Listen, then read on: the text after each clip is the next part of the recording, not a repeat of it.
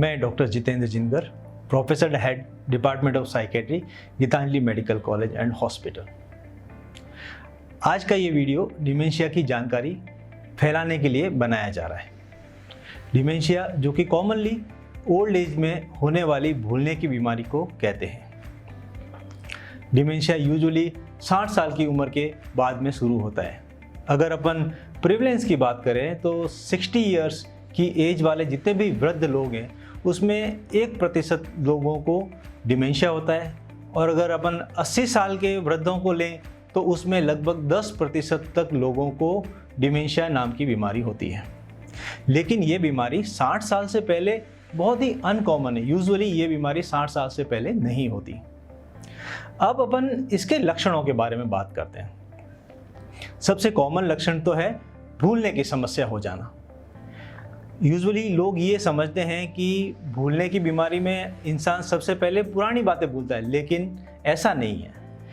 जब भूलने की बीमारी होती है तो इंसान सबसे पहले नई चीज़ें भूलने लगता है, जैसे कौन मिलके गया, किसने क्या काम बताया, क्या बात हुई, दूध गर्म हो रहा है या नहीं हो रहा है, लॉक लगाया है या नहीं लगाया। तो छोटी छोटी चीज़ें जो घर में रोज़ाना होती है वो चीज़ें भूलने लगता है।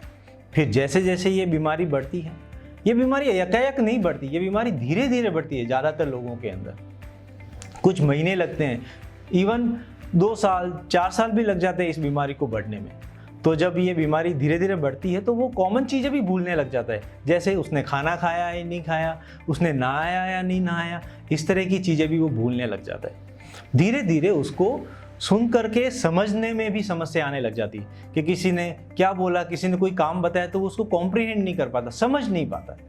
और अगर जब ये बीमारी और बढ़ जाती है तो और लक्षण और जटिल हो जाते हैं, जैसे वो अपना नहाने का काम ढंग से अकेले नहीं कर पाते। कोई भी कॉम्प्लेक्स चीज़ जैसे चाय बनानी है और भी किसी तरह का काम है तो वो काम नहीं कर पाता।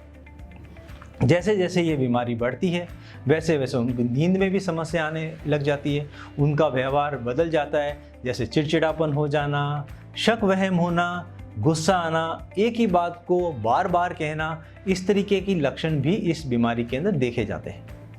और फिर वो सामाजिक रीति रिवाजों में पार्ट नहीं कर पाते, अपनी आर्थिक स्थिति को समझ नहीं पाते। इवन कभी कभी बीमारी जब आखिरी स्थिति में होती है, आखिरी स्टेज में होती है, तो वो अपने घर वालों को भी नहीं पहचान पाता व्यक्ति। कभी कभी आखिरी स्थिति में वो लैट्रिन पेशाब भी अंदर ही करने लग जाते हैं। तो ये बीमारी कुछ महीनों से लगा करके कुछ सालों में धीरे धीरे बढ़ती जाती है, तो इसको अपन डिमेंशिया की बीमारी कहते हैं। डिमेंशिया की बीमारी का इलाज गीतांजलि हॉस्पिटल में, परामर्श गीतांजलि हॉस्पिटल में मनोचिकित्सा विभाग में अवेलेबल है।